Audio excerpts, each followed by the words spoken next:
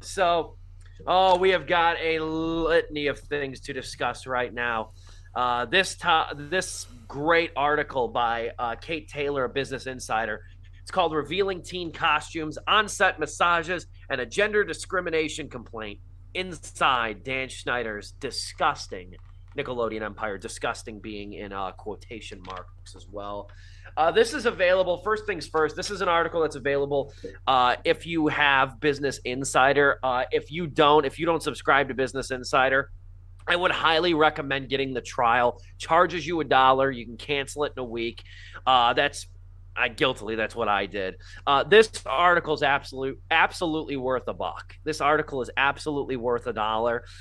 If for nothing else, if you've been like tangentially following this story, and by following this story, I mean like finding YouTube rabbit holes and Twitter threads for the last several years regarding Nickelodeon's Dan Schneider. If you've been like us in that way, and this story is one that you've kept your finger on for years, pay the dollar and do also too do Kate Taylor some justice too, because she does some phenomenal reporting in here. This is something that clearly doesn't take a week to do. This takes months and months of leads and callbacks and rejections and whatnot. I can't stress enough about how great this piece is. As horrifying as a lot of it is, as unsettling as a lot of it is, I read it twice, and there's some excellent reporting going on over here, and it starts. I'm going to let Dom do the kind of lead us in the direction of where he wants to take us on this.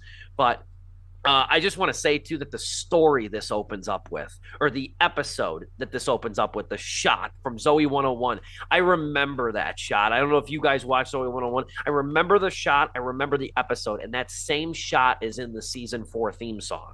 That same shot is in the when they're doing all the picture-in-picture montages during that same shot is in the theme song. It's in every single episode of season 4, technically. And just the vividness of what it opens up with is like, this is one of those like couple articles you get a year that grabs you by your throat, and you're not going to stop reading it until you've hit the final paragraph. So I can't stress Taylor's reporting enough being phenomenal. That being said, I want to throw it over to you, Dom, because I'm tired of hearing myself talk. Kind of direct us on where you want to take this Dan Schneider story. The floor is yours. Well, the story centers around the power held by a showrunner, producer, executive producer, creator, the creator, as mentioned in a certain memoir. But yeah, it is the story of the power that man holds, without a doubt. But surrounding it are so many other things, including the systemic enabling from which the studio allowed that man to continue to wield power, the many victims that not maybe not necessarily a hard red line of illegal, sexual crimes, but very uncomfortable at the very least, very uncomfortable sexual, straddling of that line, straddling, certainly, the choice word there. And also, additionally, just overall abuse. Maybe not sexual abuse, but just abuse. Things that will largely be forgotten amongst all of the other more outlandish but strangely true stories, but also, or allegedly true stories, but also things that just get buried overall because people just don't think to shine a light on it, such as a 13-year-old actor, a 13-year-old, not just an actor, just a 13-year-old being made to cry in front of a boardroom full of very powerful studio execs, while Dan Schneider goes off on him. And it is so fascinating. Again, recycling that word from another movie about power dynamics. But my goodness, so fascinating how things get to this point, how people are allowed to do this, how people are, just kind of sideshows and made to spectate on this person's art, that an art that has so many other sacrifices around it. So I think let's start by, with all that having been said, which really just understates how deep this rabbit hole really goes. Let's start with some of the more outlandish things and how it affects the stars that we know, folks like Ariana Grande, Miranda Cosgrove, and least of all, most of all, Jeanette McCurdy, and the woman that really is behind this latest wave, this in and out wave of the Dan Schneider saga that has dominated our millennial lives for decades now. I don't know which one of you wants to take it, but particularly, let's even just start with that opening story about Jamie Lynn Spears. Man, those Spears girl cannot catch a freaking break. Oh my god! You want to talk like the whole Free Britney thing? At least that had a happy ending. Jamie Lynn, where is justice for Jamie, man? All of this going on behind the scenes, child actors, Jesus Christ. Yeah, I'll say I don't want to step on Joe's toes here because I do want to get his thoughts as well. But I mean, like, it's. I still feel like Amanda Bynes is still like right. We're still waiting for any kind of retroactive and if she wants to be left alone, more power to her. But it's like, when's the collective culture going to come at for her and be like what they just did for Britney? You know what I mean? Like what they just did for Britney. My heart, as somebody who is, again, and I've mentioned this way too much on the show, as somebody who is a diehard Zoe 101 fan, that was my General Hospital growing up, was Zoe 101. That was all my children. It was. That's a good way to put it. It was my General Hospital. I felt, even as a kid, when that show ended, and due to the a lot of different things, but obviously Jamie Lynn Spears' pregnancy was such a huge thing at the time.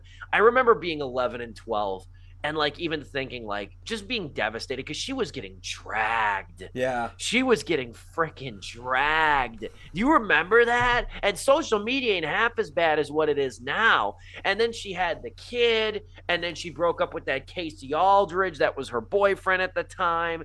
And then all the headlines were another effed up Spears kid. You know what I mean? I felt so bad for her in that whole saga.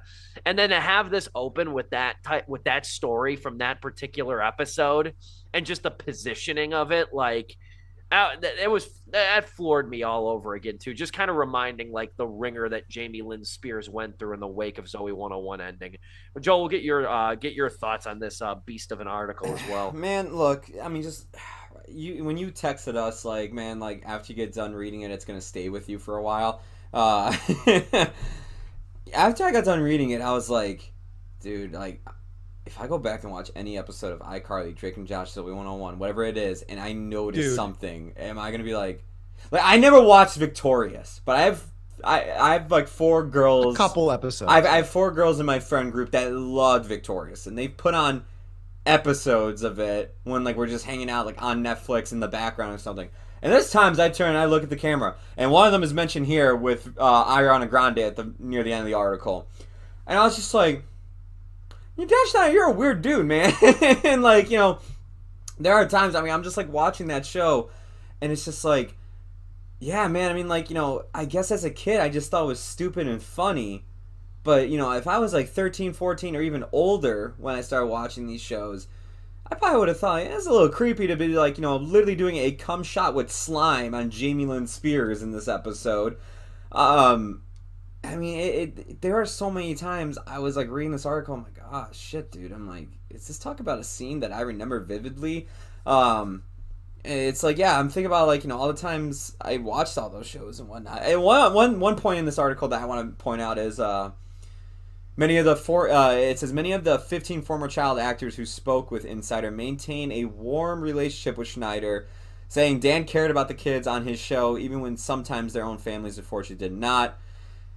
He was the shoulder to cry on when something happened to them, and he understood what they were going through. And that only made me think, man, did Jeanette McCurdy go to him at times, and he just started taking advantage of that, leading to the uncomfortable alcohol situation that is also mentioned later in this article, where he forced her be come on, take a sip of alcohol, take a sip of whiskey. The Victorious cast and crew does that all the time. Why don't you? And it's just hearing that he also pitted shows against each other, this was his own cinematic universe, and he wanted to have his Dan Schneider's Civil War. It's like, what the hell are you doing, man? It clues you into to the idea that, like, I mean, and like, number one, like the parents too are like so oblivious. Like they want to get Schneider's attention just as much as the kids do. Even in this article, they mentioned, it shows you how he's cultivated.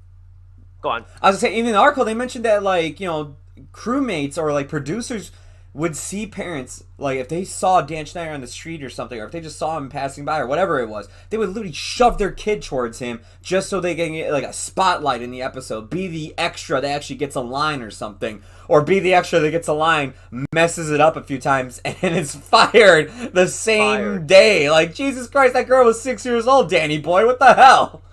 In politics, we call that person a kingmaker. They are the important people that will make or break your child's career. For the record, I've always thought this, even as a kid. I'm like, it's like almost like immoral, in my opinion, to make your kid be a child actor, or like to even put you through that. I understand there needs to be child actors, or like, you know, a lot of them want to be actors, but man, there's such a high level of like abuse and like immorality that goes beyond all of that. I don't know, dude. I even hope like nowadays with how, you know what like, I'm saying? Yeah, no, I totally get it. Like back then as a kid, I also used to think the same thing too about, like, you know, child acting and whatnot. And then just like as we grow up and we see stories like Corey Feldman or even this, we're just like shit, dude. I mean, like, I pray to God because I love the show and I love watching it, like whenever it comes out, and I have a great time. But dear God, I hope those Stranger Things kids are having a good time and, you know, have a healthy relationship on set with her. It seems like they do. Euphoria too. Euphoria. I mean, Euphoria. Another one. Yeah, Euphoria. I mean, like, all those people, I believe, are over the age of 18, but like, still, those are young actors. They're still, just because you're over 18 doesn't mean like you're not like a child actor or a young actor. You can still deal with this kind of shit that Dan Schneider put people through at any age, but especially when you're younger. I've long thought this. Euphoria and particularly Stranger Things, how those kids wind up, not to put more pressure on them already, but really how those kids like wind up psychologically, or like their times on set, that will really be the metric, and other shows, of course, that will really be the metric of, have we progressed? You know, have we come out of the 70s and 80s where we just kicked kids to the curb, and just 90s and, you know, 2000s, and clearly Dan Schneider too.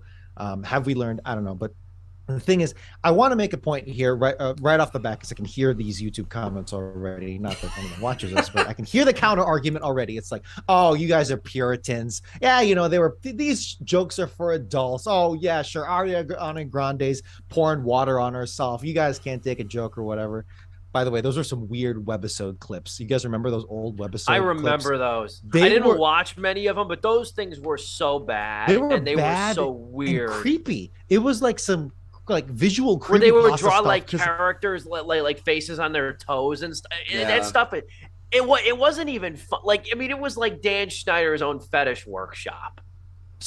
Quentin Tarantino learned. It's like, just stick to the feet. Just do the feet thing. Don't do more stuff beyond that. I'm half joking. But Uma Thurman can tell you about some stuff regarding her neck and a car crash, about you know, a microcosm of what Dan Schneider's doing to the umpth degree. But anyway, more on that later. We're not. But anyway, yeah, dude, we're not here to be puritanical. Like, yeah, sure. I'm not saying you can't, you know, hit a kid with you know, goo or whatever and not make an allusion to that joke. And there's a context. What we're saying is that overall, and that's why you need to read this article, you need to pay for this article and read it.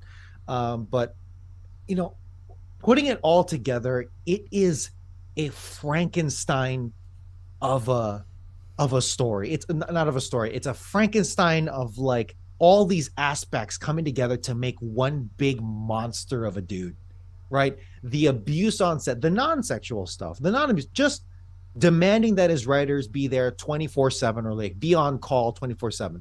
The pitting of the actors, underage and overage, or particularly underage, pitting them against one another so that they can fight, you know, for these roles. Firing kids, putting them in front of an executive board to cry, to think about what they've done, you know, those stories. The parents, all these incredibly rabbit hole of a dynamics that just create an article like this. It creates a saga like Dan Schneider's that honestly, because he put out that tweet of him like, I've lost 100 pounds. I just sold a pilot. I can't say when, to who. He's still living it up. He's got his money. He's literally swinging on a hammock. He is self-deluded where he will never see this. Being a little editorial here, we're going to be editorial this whole time, but he's not going to look on any of this with any kind of regret. No. Regret that he got caught. Why would regret he? that? I mean, regret he got caught. But I mean, even then, the lynch mob is not coming for him. Like I think we all thought 4 years ago when we did this show on radio and did this very same segment at 1 o'clock in the morning on the goddamn radio. We talked so much crap on campus about, man, this dude's about to get lit up on social media, and we were waiting and waiting for days and days, and nothing happened. I remember telling my friend Amber at the time. I remember telling her, like in class, I was like, man, me and the boys, we gonna be talking about some shit tonight. You heard it here first. And it's like, man, like it's funny, but it's not. It's funny, but it's not. I don't want to cut you off, Dom, because you were in the middle of a great point, but I had to chime in. No, that's okay. I just wanted to say one thing on that. It's just that the reason why is because throughout all of this, even throughout all this excellent reporting, and I guess it's good, but the reason why he hasn't been Weinstein canceled, the big Weinstein canceling or the Cosby canceling, is because he hasn't crossed the big red line. Yeah. He has not committed a true sexual offense where he locked an actress in a room, drugged them, did something that can legally be traced back to him. At least not yet. I'm not rooting for it because, even if that never happens, then that means good. That means no one actually did cross that. No woman was a victim of this. That's good. I'm not rooting for that to happen. But that is, in my opinion, the big reason why is because there's no big crime that, the California Justice Department can be like, okay, we can actually trace this and be like, yeah, you can't do that with an under 18-year-old. You can have them, reach under your shirt and give back rubs, which even Dan Schneider was like, that was too far. I was a little too close to the fire on that one. I'm sorry. But until a story like that, if a story like that comes out, I think this might be the height of it, because it's been a week now. Kate Taylor even released a second article, more or less, I think, just kind of recapping the first one on Business Insider. I think this might be the most traction it will get. We will see. We'll see if there's going to be a Hannibal Buress moment, which should have happened by now 10 times over, 100 times over. But there might be a Hannibal Buress moment where the internet just collectively goes, oh, yeah, that was a thing. And then maybe more stuff will come out. We'll see. Well, actually, here's the thing. I think the Hannibal Buress moment was supposed to be Jeanette McCurdy's book, I'm Glad My Mom Died. Which I don't think any of us have read. I don't have time for books, man. I'm an intellectual like that. I don't have time for the big words. But for real though, if I did have a book to read, it really would be that one, because, man, Schneider's Bakery, all those shows, all those moments, that is such a defining moment for the three of us and for so many millennials.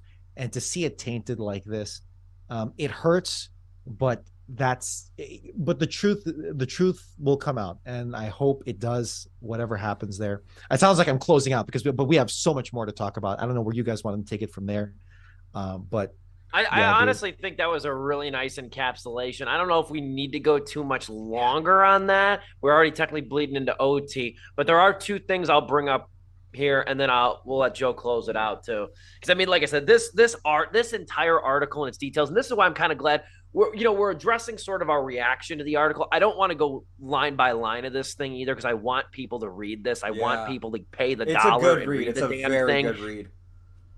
And that's why I printed it so I can have it. You know what I mean? Like it's every year a couple pieces of journalism come along, and it's like, whether it's sports or investigative or whatever, that I just want to like hold on to, and such. And this is one of them. There's two things. This one's not from the article. It's a tweet I saw, but it's a very good tweet from @ExposingRich, which is very, very fitting. Very good name. This is what she writes. It's pretty twisted how Dan Schneider would make TV shows aimed at the exact demographic that is still young enough to be easily influenced, but old enough that their parents likely don't monitor every single thing they watch. Woo! And I thought that was really well. Yep. That was very succinctly put. Again, demographic that is still young enough to be easily influenced, but old enough that their parents likely don't monitor every single thing they watch. They're out of the let's sit with the kid while he watches Sesame Street phase. They can kind of make their own TV decisions, and if it's on Nickelodeon, it's safe. I thought that was a very good tweet. The other thing that stuck out to me in this, and Jesus Christ, I would pay an obscene amount of money probably. I'd even probably lose a couple credit score points if I could get like a day on the set of this. And this is the paragraph. It's late in the piece. And it's kind of extracted from Jeanette McCurdy's memoir, I'm Glad My Mom Died. I'll read this paragraph from Kate Taylor's piece.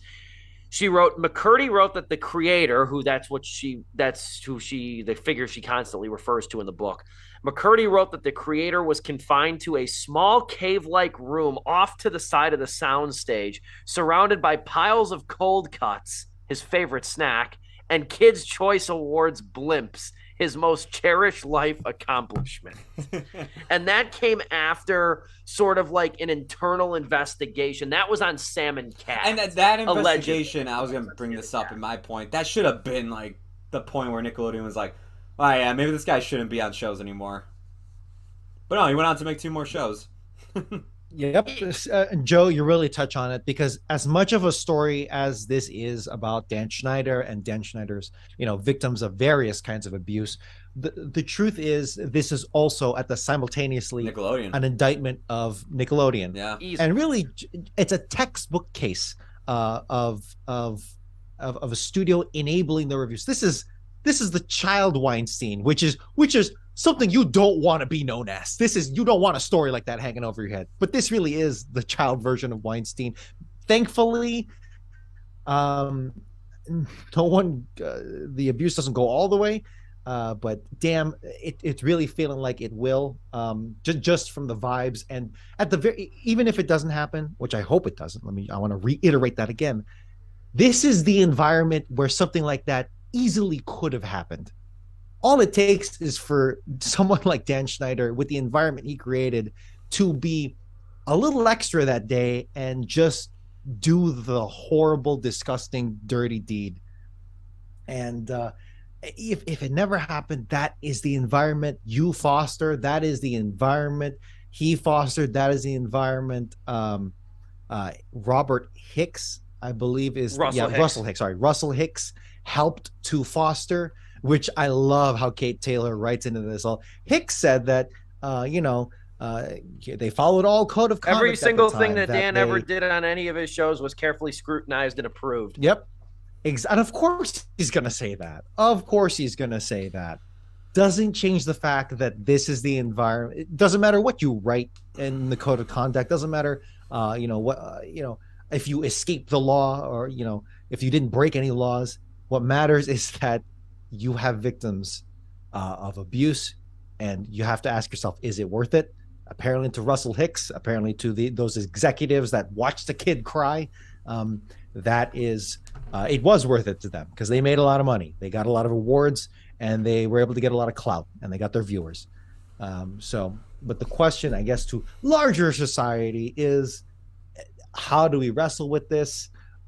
Is there going to be some justice here?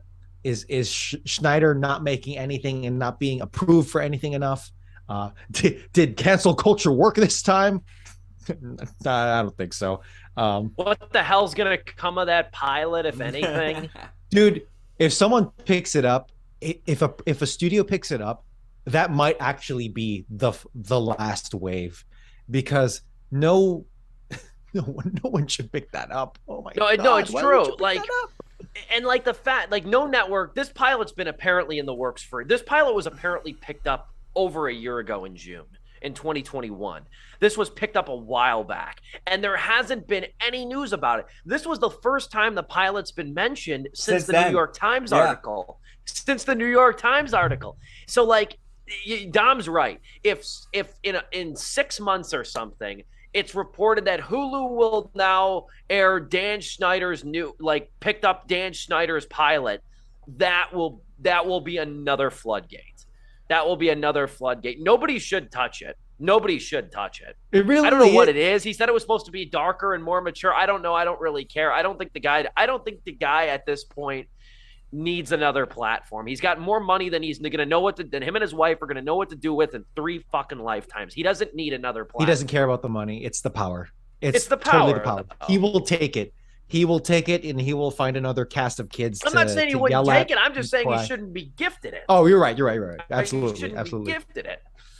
But I'm really glad you guys read this story. I'm glad I could access it for one. What's the name of the story and who's it by? Oh, I will get that again. Let me do that again over here.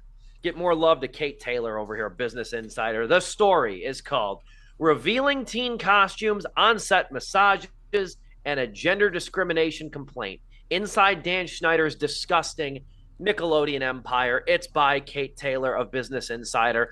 I subscribe to Business Insider for a whole maybe half an hour to read the story, print it, and then cancel my subscription. But include in my cancel notes, and these two can attest to it. Include in my cancel notes to give Kate Taylor a raise for her exemplary reporting. And I hope that the due diligence is done on that, because she did some phenomenal work. This is probably my favorite long form piece of journalism of the year right here. I would say so. And I just read a really good piece about Russell Wilson and Pete Carroll's breakup for the Seattle Seahawks. That would be second, but this is number one. In the entertainment world, hands down. Easily. Hands down. This is like a defining piece of the year right here. Really I love I loved it as much as I hated reading a lot of it. As a reporting perspective, it's brilliant, and I'm really glad that we talked about it.